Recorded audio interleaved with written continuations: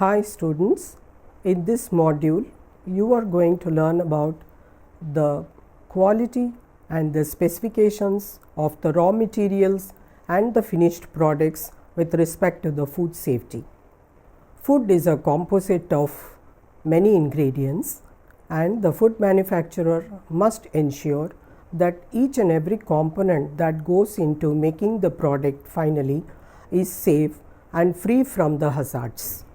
The hazards are principally of three kinds: biological, physical and chemical. So, all these three should not be present in the raw material. Therefore, the raw materials have to be inspected, checked by proper procedures. Finally, the finished products also have to be checked for the quality assurance that it is free from the contaminants. Here you will be confronted with another issue of process contaminants, that is, those contaminants that are coming into the finished products as a result of processing. These would not be present in the initial raw material but could occur in the final product. Therefore, a proper quality analysis with standard procedures as well as documentation of all the results are very important to ensure that the food will meet with the required standards and get the approval of the regulatory body. In this module, you will be learning about the quality and the specifications of the raw materials and the finished products. So, at the end of this discussion, you will know the quality parameters that should be employed to ensure the food safety from the raw material, and then the quality and the safety of the end products prepared from safe raw materials. The different components of the food processing include the raw materials, that is basically the ingredients, processing aids, packaging material, which are all the foundation of ensuring a quality product. As such, they must meet not only the acceptable and standard specifications but also the regulatory requirements such as safety and the legal requirements. The specifications must be such that they contribute to the functionality and the quality of the chosen process and the product. This PowerPoint shows you the raw material selection. Appropriate raw material must be selected based on the functionality. What is functionality? Functionality encompasses multiple requirements which are based on identified characters of the finished products. For example, the binders, the thickeners, the type of resin for plastic packaging, etc., the organoleptic characteristics, the flavor, color, aroma, texture, and product safety characteristics, that is lowering of the pH or the water activity, and the use of preservatives, colorants, etc., which are all used to give additional color or flavor or extend the shelf life. No raw material or the ingredient should be accepted by an establishment if it is known to contain the parasites, undesirable microorganisms or suspected pesticides presence, veterinary drugs or other toxic compounds, decomposed or extraneous substances which would not be reduced to an acceptable level as a result of normal sorting or processing. For example, physical hazards can be eliminated by proper sorting, and wherever appropriate, specifications for raw materials should be identified and they should be also implemented or applied. Raw materials or ingredients should, where appropriate, be inspected and sorted before processing, and wherever necessary, laboratory tests should be made to establish fitness for use. Only sound, suitable raw material ingredients must be used. What about the flexibility in sourcing and the costing? We are coming to a very important aspect in ensuring the quality of the raw material. That is the material or a commodity type can be purchased from multiple sources? In that case, we have to vet the quality of every source or every vendor and then compare the existing specifications from these multiple suppliers, allow comparison bidding, purchasing, etc. Now the question is, can the tolerances for characteristics to be expanded to be able to purchase from more than one source or wider range of possible existing material be accepted? Then the same should be reflected in the form of the company's policy. For example, granulation size for material that are going to be dissolved or melted, because if you're going to procure sugar or jaggery for making a sweet preparation, then the granular quality dissolution position of the commodity is very, very important.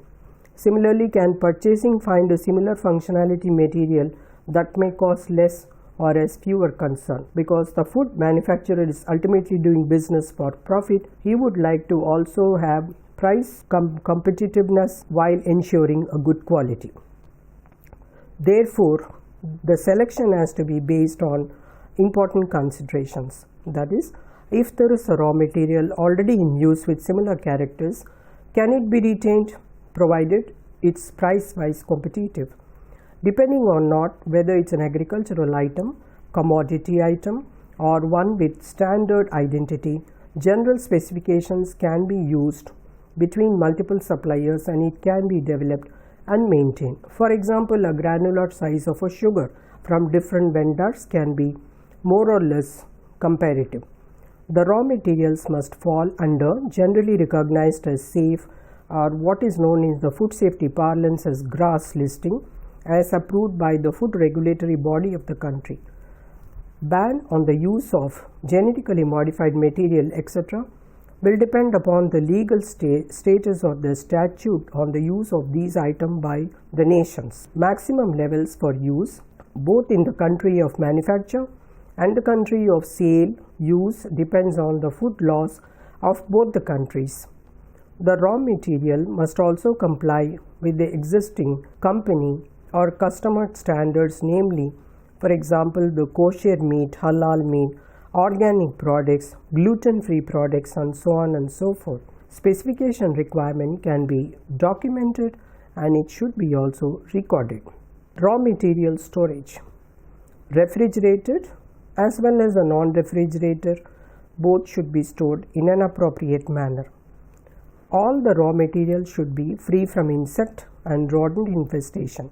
They should be free of contamination from other sources like birds, moisture, mold, etc.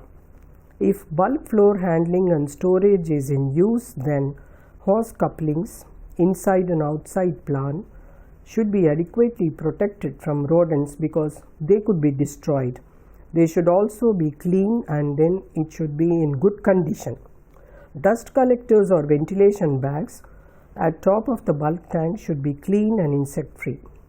If system contains inspection ports, they should be free from contamination. The microbial load of all the food item is very, very important aspect, particularly for high risk commodities like raw fruits, vegetables, liquid milk, meat, eggs, flour, cereal grain, etc., which should be all within the acceptable limits at receiving as well as during their storage of the materials in the raw form or in the inventory or godowns. Depending on the nature of the food, adequate facilities shall be available for storing the refrigerated or frozen foods, monitoring the food temperatures and controlling the ambient temperatures and humidity to ensure the microbiological safety and suitability of food.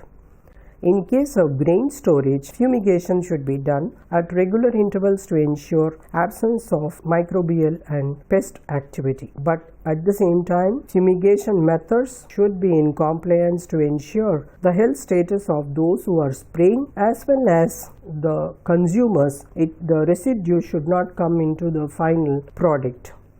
Now, this picture will show you how the fumigation is done in the field. Now, what are the high-risk raw foods which should be considered for sourcing and storage? Undoubtedly, the milk and the milk products, meat, fish, vegetables, fruits, etc., which carry lot of surface microorganisms perish very fast because they are present on their surfaces. There may be bruises and they penetrate into the further tissues, and also they are very rich medium for the microorganisms to grow. These items must be free from contamination at source and must be later stored at proper temperature and humidity and other conditions which are required to keep them free from contamination and then from becoming stale or perish faster. Precaution must be taken to follow the hygienic principles while processing and preparing the food using these high-risk commodities. Next is the inventory management. The stocks of raw material ingredients should be subject to effective stock rotation, and prevention of health hazard begins with control of incoming material. Suppose the incoming material is inadequately stored in improper environment, then there is every chance of that raw material getting contaminated during storage. Lastly, the principle of first in and first out, which is the basic principle in inventory management, must be followed. The manufacturer should control incoming ingredients through the following program. The first three options apply to the ingredients that may be critical factors where further processing is not likely to eliminate a hazard. The fourth option applies to the ingredients that are not likely to have any impact on the safety of the food. Periodic evaluation of incoming ingredient definitely is required. If not, it will impact the quality of the final product. The manufacturer should have a written specification for ingredients, once again a necessary criteria that could impact the quality of the final product. Purchasing specifications should also include provision for compliance with food law, otherwise your product will be confiscated or not allowed by the regulatory body.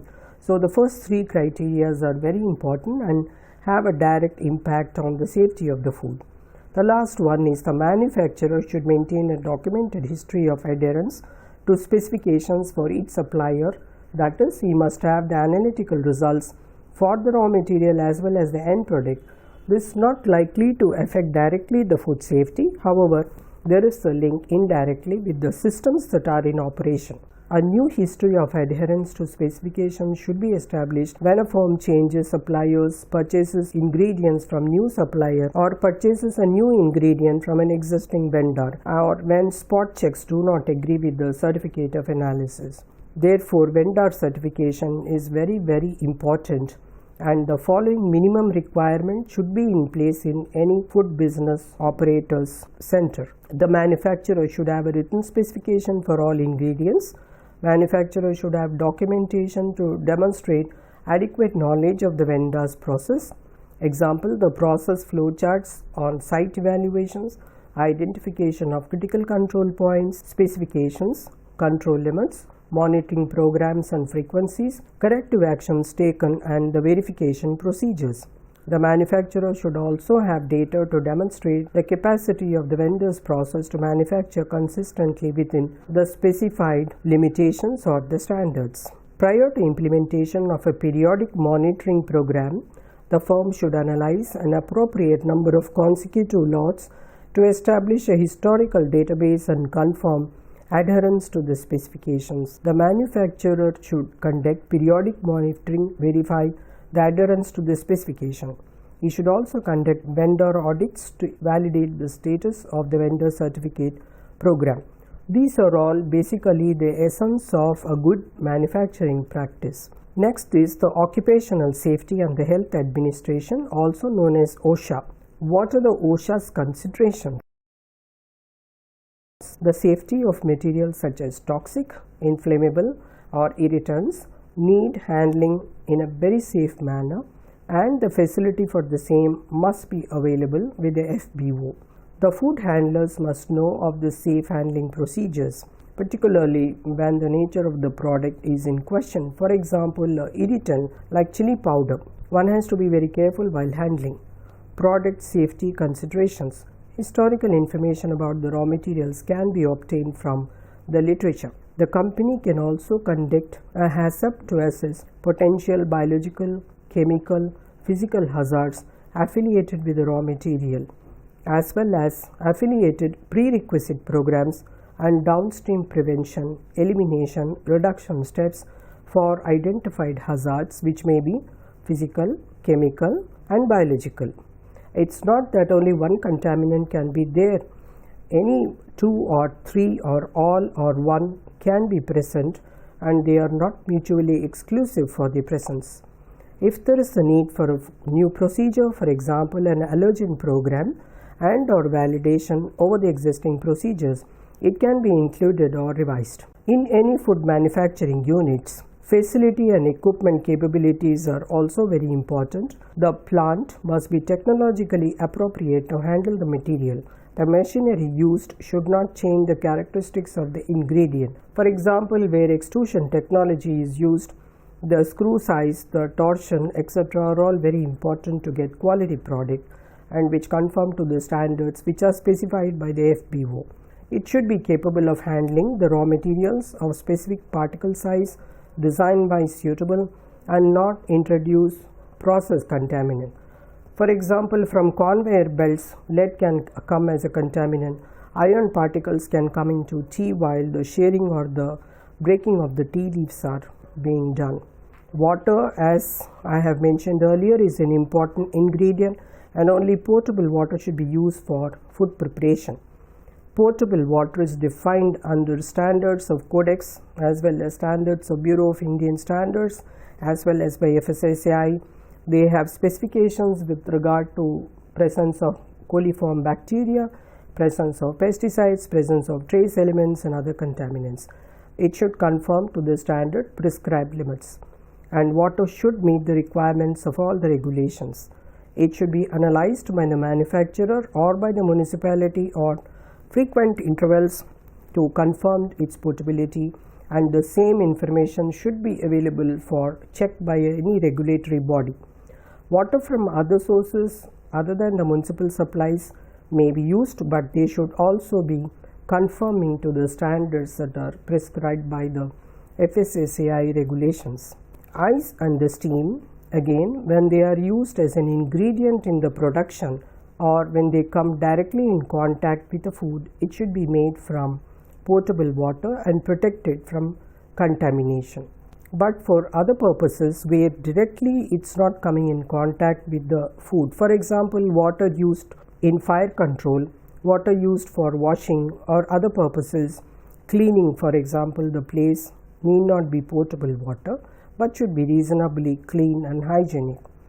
Water, if it is recirculated, should be treated, maintained in such a way that there is no risk to the safety or the suitability of the food results from its use. The treatment process should be effectively monitored.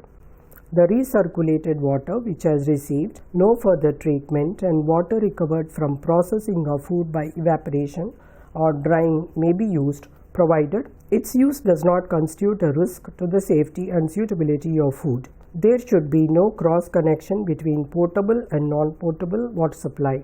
All hoses, taps and other similar sources of contamination should be designed to prevent backflow or back siphonage. Water should be clean even while it is being stored. If it is necessary to store the water, storage facilities should be designed, constructed and maintained to prevent contamination. The volume, the temperature, the pressure of the potable water should be adequate for all the operational and the cleanup demands. Water, if it is treated with chemical, should not result in unacceptable chemical residues in the water. Chemical treatment should be monitored and controlled to deliver the desired concentration and to prevent contamination. Recirculated water should have its own separate distribution system which is clearly identified and again should not cross the path of the supply of clean water pipes and other gadgets that may be involved in the clean water or potable water distribution for direct food use. This picture shows you the packages of packed foods with the labels. You can see here that packaging materials are made up of different chemicals. It could be polyethylene or polypropylene or glass. Packaging design and materials should provide adequate protection for the products to maintain the prevent from the contamination, prevent the damage and maintain appropriate temperature and other clean environment, as well as it should accommodate the proper labeling. Packaging material or the gases which must be used, they should be non-toxic. They themselves should not be a cause for creating unsafe food or changes in the food that is being stored. For example, a milk stored in a Tetra Pak should be safe and also it should be able to give the information to the consumer. In this packaged food, you could see the labeling, and the labeling is as per the guidelines under the Labeling Act of FSSAI 2006. Wherever appropriate, the manufacturer should control the incoming packaging material also from the supplier. similar to what procedures he uses for the raw material, and if any changes are required, that should be documented and then the change should be effected. Therefore, the size and the type of packaging depends on nature of the food to be packed as well as the quantity. We do not pack a 50 ml into a 2-liter packaging material volume. Similarly, time on the shelf should be considered while selecting a package for a particular product. Then single or multiple use also is important. One may not be able to consume 2 liters of milk at a time, so the packaging material should be such that it should be able to offer protection to contaminating the food until the milk or the product is used up by the consumer. The packages should also have adequate space for required labeling as per the regulations. Following are the information that are required on the packaged food. This figure shows you a properly labeled packaged food, and this should give essentially under the regulation of the FSSAI the name of the product and general name, supplier's item number, components or composition of the materials or all the ingredients, information on the presence of regulated or customer recognized food allergen. For example, if it is likely to contain peanut or any other hazelnut, etc., then the same should be reflected on the labeling. Organoleptic information if required, relevant physical, chemical, microbiological information. If it's a food product and it requires, for example, a package, water, then maybe an information on no coliform or below certain level could be given. Then shipping and storage information, shelf life, for example, the best before dates are given on every label. Then the handling information, allergens if they are likely to be present, instructions for use. For example, if it's a powder form or a powder beverage to be dissolved in milk or water, the same can be written for the benefit of the consumer. Management of supervision of all these activities or the controls are required, and this will definitely depend on the size of the business, nature of the activities, the types of food processings and the foods which are involved. Managers and supervisors should have enough knowledge on food hygiene principles and practices so that they are able to judge the potential risk and take adequate and appropriate preventive as well as corrective actions, and equally ensure that effective monitoring and supervision thus take place in the facility. This requires for good documentation and records maintenance, and wherever necessary, appropriate records of processing, production, distribution should be kept, retained for a period that exceeds the shelf life of the product. Documentation can enhance the credibility and the effectiveness of food control systems. They are also very critical and they are required for certain reasons under certain conditions, which I will come to a little later. The critical records or the records related also should ensure the adequacy of the thermal processes. Achievement of a hermetic seal therefore should be signed, dated by a qualified individual and designated by the management prior to distribution of the product. All other records should be reviewed at an appropriate frequency to provide an early indication of potentially serious defects or deficiencies. Record should be retained for 1 year after the expiry on the label or the container, or if there is no expiry dates, for 2 years after the date of sale. They should be maintained at the manufacturing plant and should be readily available for any scrutiny. I had mentioned a couple of minutes back that it's very important to maintain all the records. Well, under certain conditions the product may have to be recalled. Therefore, these are recall procedures which are to be in place. Managers should ensure effective procedures are there therefore to handle or face any food safety hazard and to enable the complete rapid recall of any implicated lot of the finished food from the market. So now you realize how important it is to have a proper documented system so that you know what went wrong with which lot or with which batch and why that has escaped the attention of the food manufacturer or the food business operator. Where a product has been withdrawn because of an immediate health hazard, other products which are produced under similar condition may have to be scrutinized and the same hazards may be there in that product, and therefore it could be a hazard to the public health, and in that way it should be evaluated for safety and may have to be withdrawn. The need for public warnings therefore should be considered. Each pre-packaged food should have a permanent, legible code marks and lot numbers where required expiry or the best before dates are given on the packages.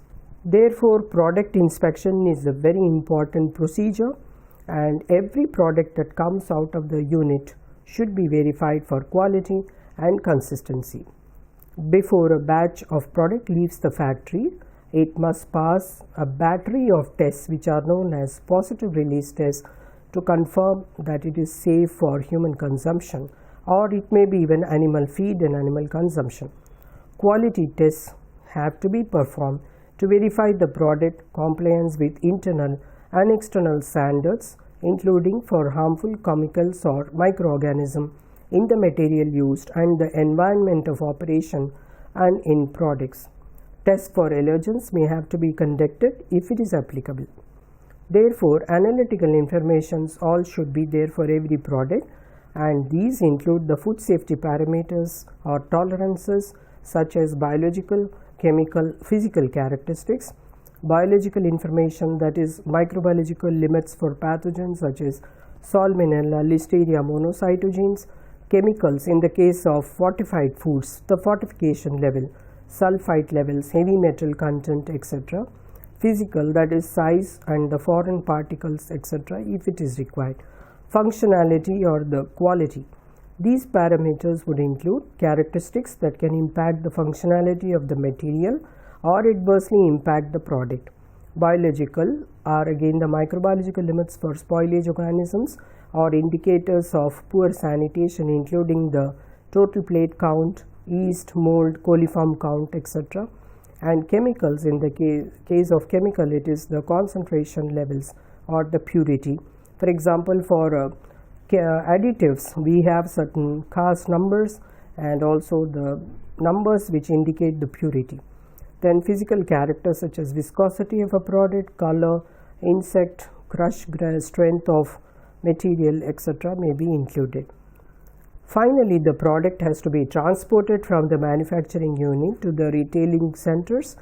For example, milk product, ice creams, etc. they are usually transported under chilled conditions or frozen conditions. Therefore, it should be ensured that they are transported in such a way that the temperatures are maintained. Foods must be also protected from potential source of contamination. During the transport, should be protected from damage that may render it unfit for consumption in any form. Provide an environment which effectively controls the growth of pathogenic or spoilage microorganism and the production of toxins in food. And if these aspects are not taken care during the food transit, it may get contaminated and may not reach the destination in a suitable condition for consumption, even if hygiene control measures have been taken in the food chain. Conveyances and bulk containers should be designed and constructed so that they do not contaminate the foods or the packaging. They should also be effectively cleaned and disinfected after every transport. They should permit effective separation of different food or foods from non-food item during the transport. Provide effective protection from contamination, including dust and fumes. It should be effectively able to maintain the temperature, humidity, atmosphere, other conditions necessary to protect the food from harmful or undesirable microbial growth and deterioration likely to render the food unsuitable for consumption. Allow any necessary temperature, humidity and other conditions to be checked. In this context, a GPS system, if used, can help largely in this direction. Ingredients requiring refrigeration should only be transported at 4 degrees or less and should be monitored for maintenance of the temperature, or must have indicators to show that there was a change in the temperature condition during the transit. Frozen ingredients should be transported at temperature that do not permit thawing. Conveyances and containers for transporting food should be kept in an appropriate state of cleanliness, repair and condition.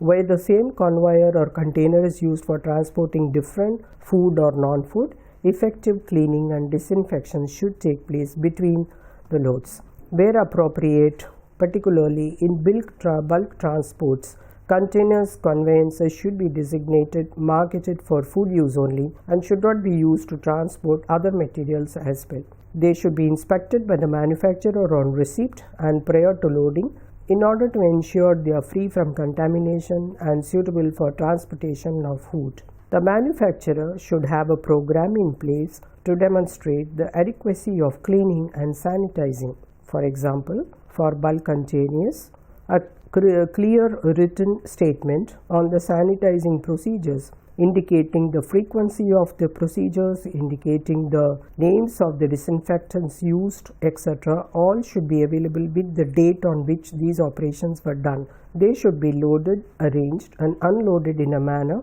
that prevents damage and contamination of the hood. The hazard plans developed by the food industry must consider the control of temperature and contamination during transport of food also, not only during the manufacture of the food. A food business operator may require a HACCP plan as a condition for doing a business with a particular transportation firm. So students, in conclusion, I would like to summarize what has been taught to you under this module. You have gone through and understood how the raw materials have to be checked in terms of its quality, that it is free from pest contamination, it is free from the physical hazards which may be present in the raw materials, and how the at different points in the procurement procedures have to be there in the food manufacturing unit, and these are all to be present and checked with the help of a checklist so that it is properly documented. And in this context you also have learned about the importance of vendor selection, because the food raw material supplier is the ultimate person who supplies the quality material, and there has to be a system in the food manufacturing unit to have the proper vendor supplying quality material. In case there are alternate vendors for alternate substances, then these also should be documented and properly identified. If one is procuring, for example, rice from different vendors, then there should be a way to have traceability in a batch wise manner.